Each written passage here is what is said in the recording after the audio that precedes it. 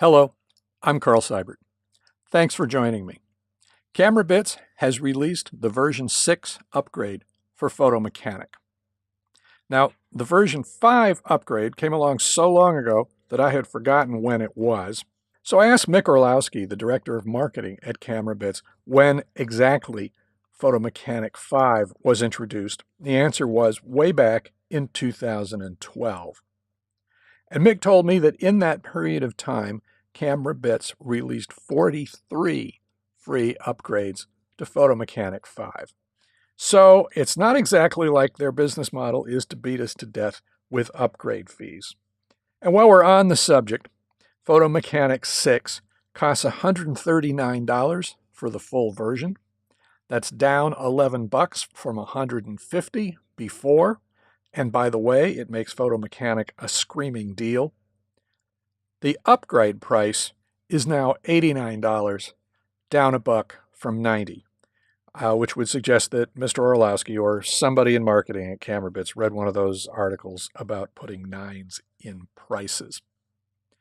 I've had Photo Mechanic 6 for a little over a week now, and frankly, I pretty much like where it's going.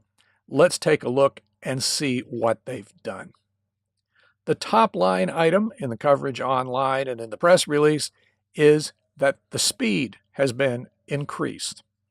They rewrote Photo Mechanic from the ground up as a 64-bit application. This is really good news if you're planning to upgrade to an operating system like the new Mac OS that requires 64-bit applications. It's not so good news if you're using an ancient copy of Windows XP that doesn't support 64-bit applications, and that means you're going to have to upgrade. According to the README, Photo Mechanic 6 requires a 64-bit edition of Windows 7, 8, or 10. On the Mac side, Photo Mechanic 6 requires Mac OS 10.10 or higher. So if you have an older operating system, stick with Photo Mechanic 5. Since when I use Photo Mechanic, everything seems to be pretty much instant, I sort of had to scratch my head, and Orlowski told me that the biggest increase in speed was in generating thumbnails. So, okay, I did a sort of an unscientific test. I took a directory tree that has a lot of images in it. It's got about 4,000 files. Not all of them are image files. Many of them are sidecar files. But what the heck, it's still a lot of pictures.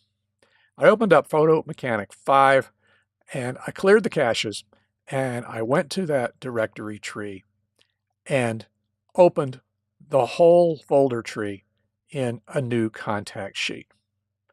And then I kind of scrolled up and down to try to see if I could perceive when it was done making thumbnails. It's a little easier to say than to do because Photo Mechanic is intelligent and it tries to draw thumbnails where you're looking so that you don't notice that it actually takes a little bit of time to generate them. So I did this, and again, this is way not scientific. But ultimately, it took 5 minutes and 45 seconds to generate thumbnails for all of those 4,000 files. I then did the same thing in Photo Mechanic 6, and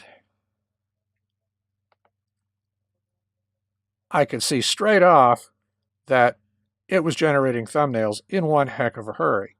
Forget realistically scrolling through the directory. I had to just totally jump, and I accidentally selected a bunch of stuff there. I had to totally jump as fast as I could to get ahead of Photo Mechanic.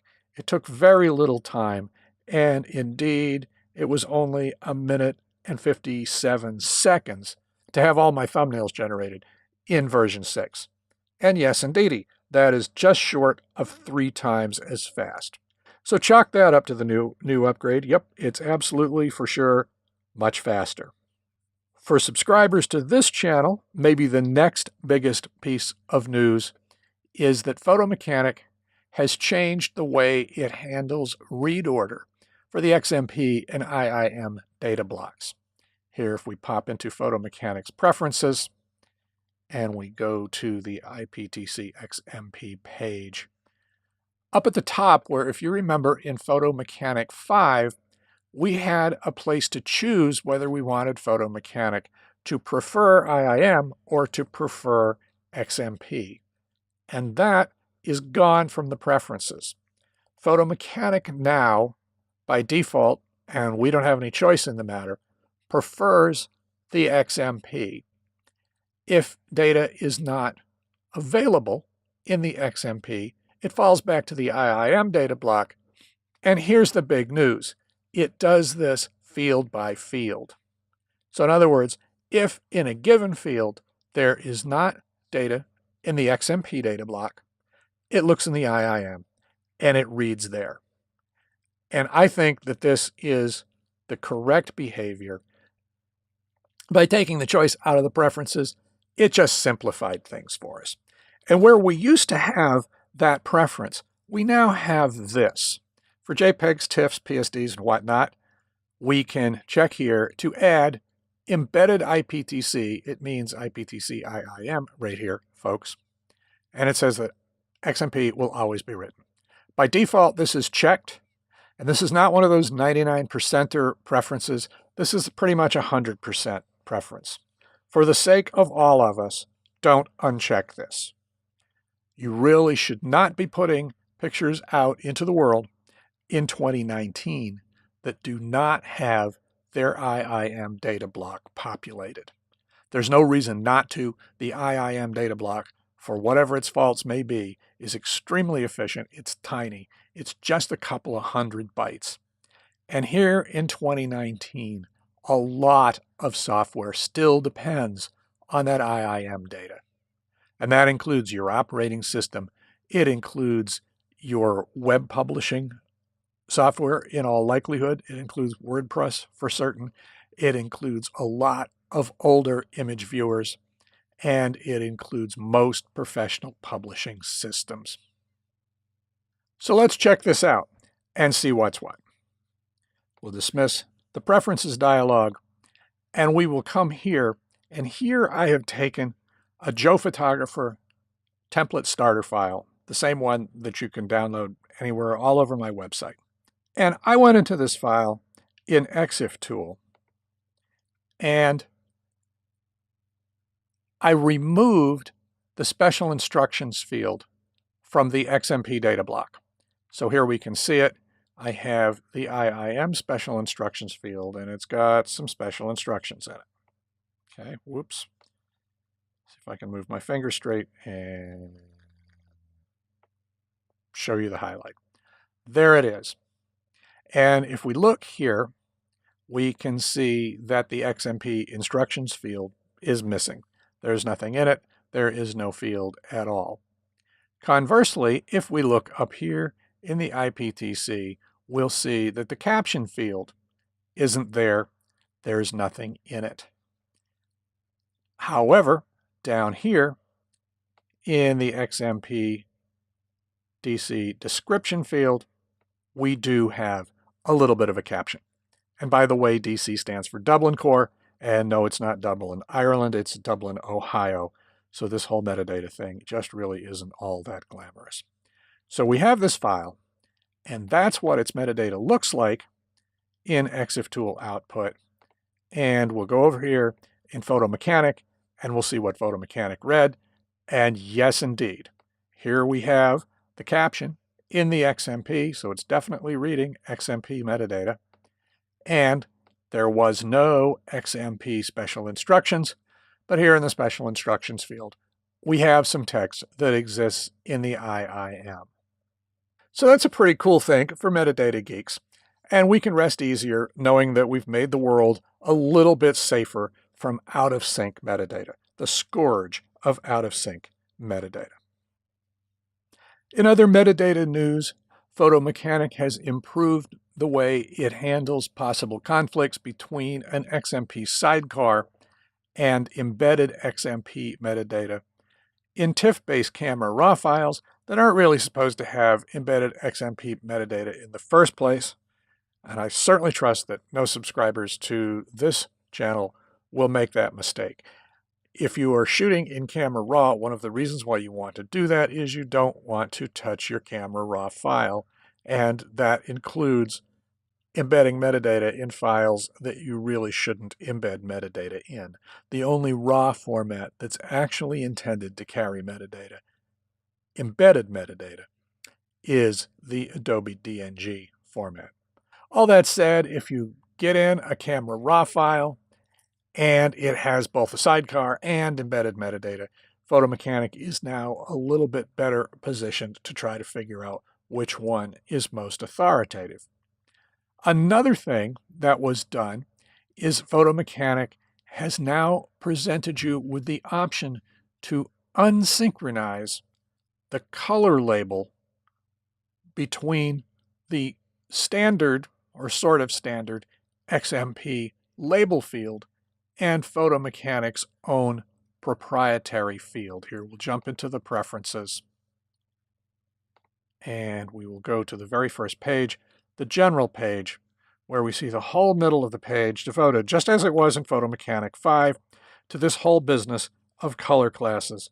And now we have the opportunity to tick or untick this, which says synchronize color class with iptc XMP label.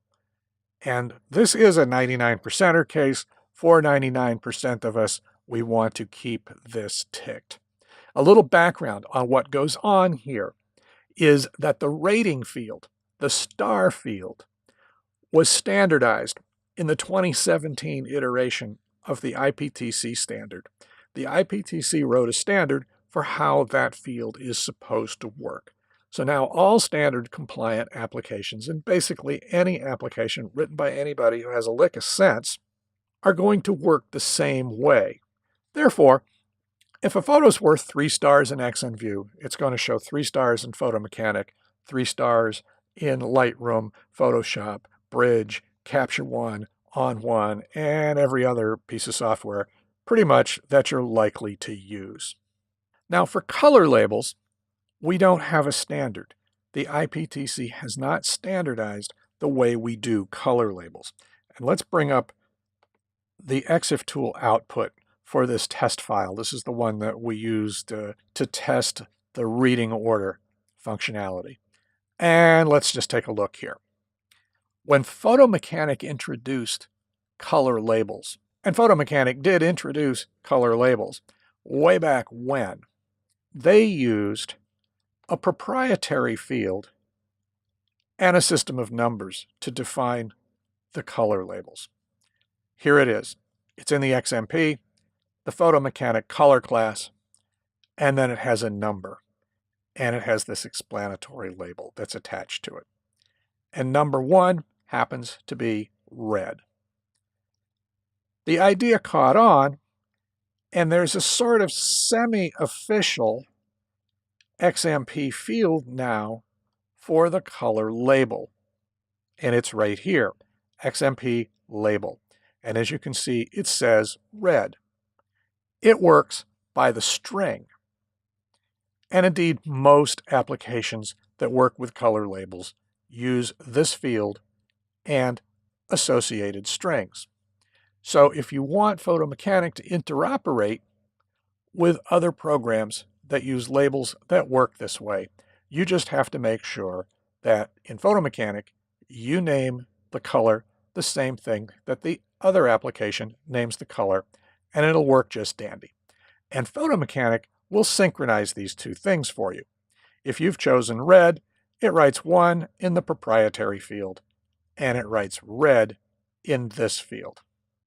And we'll pop back to Photo Mechanic here, and we can see that indeed we can specify the labels for all the different fields, and we can make snapshots.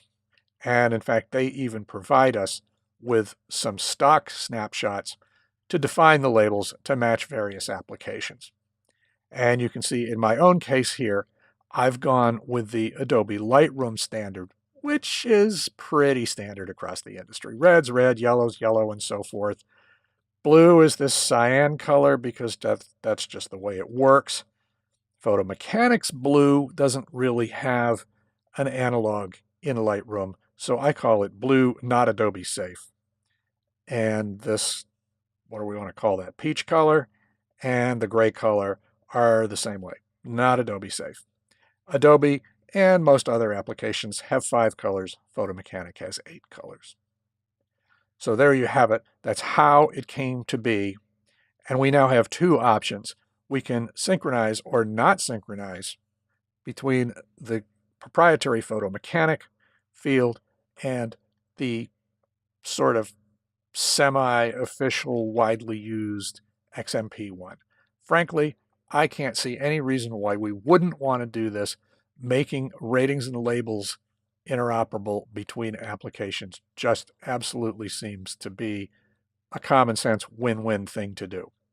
We also have the opportunity to write the color class to the kind of old, and in fact it might even be deprecated, iptc urgency field. I've never felt an urgent desire to check that. So that's another metadata-based improvement in Photo Mechanic 6. From there, we go to some functional improvements in version 6. First up is the find and replace dialogues are more powerful than they used to be. We can now use variables in our replace operations, so that's way cool. Anything there's a variable for in Photo Mechanic, we can now replace with any sort of string that we put in our find and replace dialog. We now have the opportunity to search for whole words rather than just strings.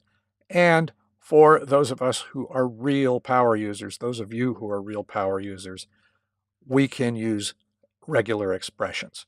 I personally am not good with regular expressions, but there you have it. So that's a functional improvement that is sort of also metadata related. When I pull down my edit menu, you may have noticed, if you're a Mac user of Photo Mechanic, that the search function is gone. Now, search was a function that used the Apple operating system's Spotlight index. Now, Spotlight indexes all of the files on a given hard drive, and as it happens, it indexes some metadata with it. So therefore, you could use search, and you could make a global search all the way across your whole computer, and you could find things based on metadata or file names or whatever. Apparently, Nick Orlowski told me that this did not lead to happiness and goodwill amongst all of CameraBit's customers. Many people didn't understand the limitations of Spotlight. It doesn't index XMP at all, and it doesn't index all of the iptc fields, and so people would search for things and it wouldn't work, and that would be a drag. And it couldn't be replicated on the Windows side because the equivalent Windows function doesn't index metadata at all. So it's gone. And that may be sad for some of us who actually used it, and I, in fact, actually did use that feature from time to time. On the good news side, however, Photo Mechanic Plus is coming out. As I record this, Photo Mechanic Plus's public beta is only a couple of weeks away, and Photo Mechanic Plus will add a catalog function to Photo Mechanic. It will make it a desktop DAM. So if you are hanging on to Lightroom, for instance, as a DAM because Photo Mechanic won't do it, Photo Mechanic Plus may well be the answer. Stay tuned. I'm going to grab the public beta as soon as it comes out, and I'll let you know what's going on. Now, if you're crushed by the removal of search and you just can't face life without it, don't despair. There is actually a little utility called NeoFinder for Mac that will do the very same thing for you. It works with the Spotlight index.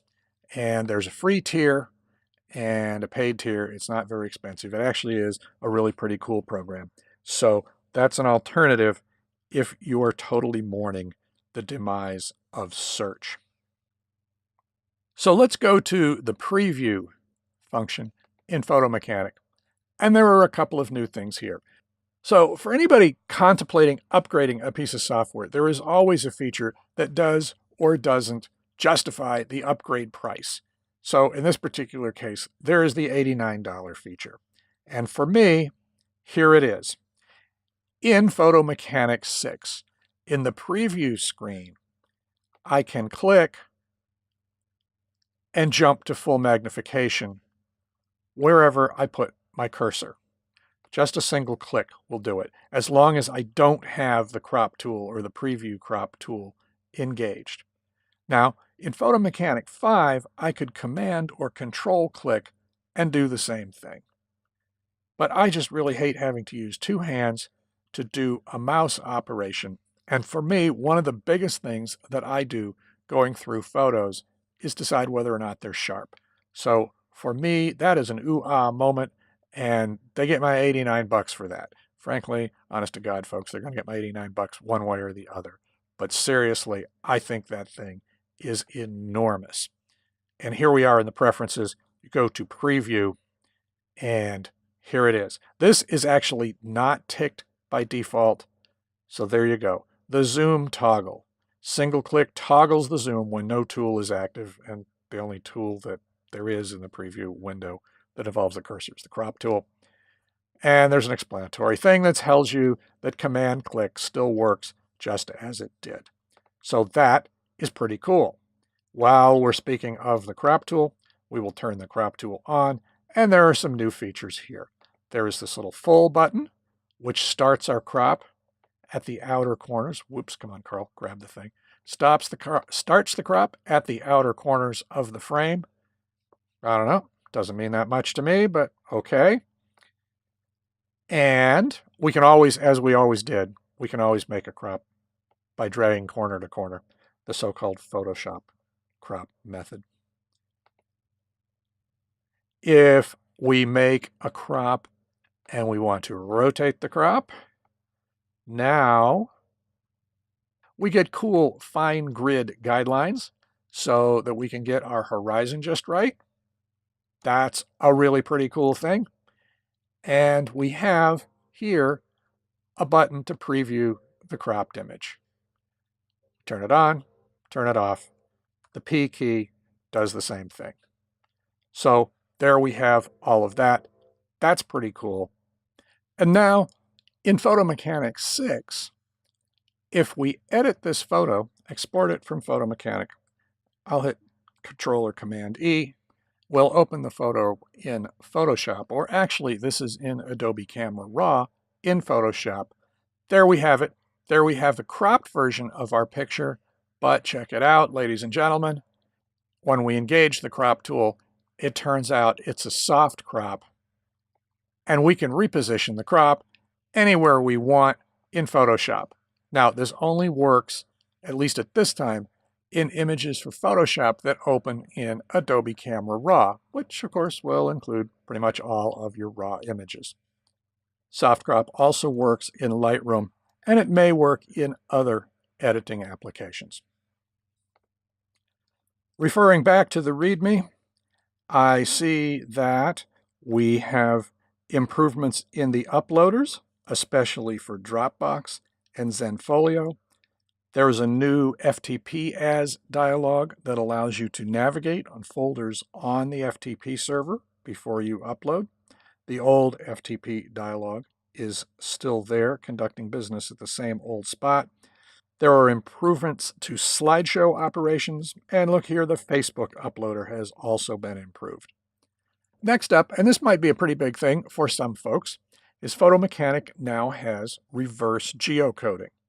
Now, Photo Mechanic actually does a whole lot with GPS coordinates, and I guess I should do a video on all the cool stuff that you can do with GPS in Photo Mechanic. But what we have now for a photo that has GPS coordinates embedded in its EXIF metadata, we now have the opportunity to look up the GPS coordinates, and using a database from a service called OpenStreetMaps, we can resolve the city and the state and the location associated with that particular photo. The way it works is we have these globes, which you just saw me check in the iptc editor for this particular photo. And I'll check the globes, I'll do OK, and I will apply that metadata, which is blank for the most part, to this picture. And here we are. It filled in the values for this particular photo for the city, the location is actually down to the specific business. This is the world famous, they will tell you that, Southport Raw Bar. The state and province, Florida. The country is USA, and the country code is also USA. You can also reverse geocode from the Tools menu at the top, and here we have a reverse geocode dialog, complete with snapshots. Not that there's a lot that you can choose from here. And that will do the same thing. It'll look up the results for those locations. We can do it from the stationary pad, which is now actually called the metadata template editor. Same deal. Here are our globes. We can save them into templates, and then we can apply them. Mind you, at this point, right now, and I think that this is a bug, we can only apply reverse geocoding from a template if we apply the template from the template editor, formerly stationary pad. And we can do that here. Apply to selected. We can do that with a right click. Oops, here we go. Apply metadata template. I'm so used to it being stationary. And Camera Bits just doesn't appreciate how long it took me to learn to type the word stationary. That said, the dialog that manipulates templates in every other metadata editing application that I know of is called the template dialog in some form or fashion. So I guess this is a good thing. This brings photo mechanics nomenclature in line with everybody else's. There may be a few bugs. This is, after all, a ground-up rewrite, but I didn't find anything that really kept me from doing my work at all, and Photo Mechanic is busily addressing the issues that have been identified so far. So there you have it. That's version 6 of Photo Mechanic, or a quick look at it. Jump in the comments. Let us know how you're doing with Photo Mechanic 6. Those would be the comments either below here or on the blog or on social media. And while we're at it, this is the first video that I have done at a new resolution. This video is recorded at 1080p. As you can see, there is a lot more room for the application on the screen. And if you play the video at full screen, you should actually get full screen. Let me know in the comments if it's working for you, if it's an improvement that I should continue with, or if I should revert back to doing these things at 1280 by 720. Until next time, as always, mind your metadata.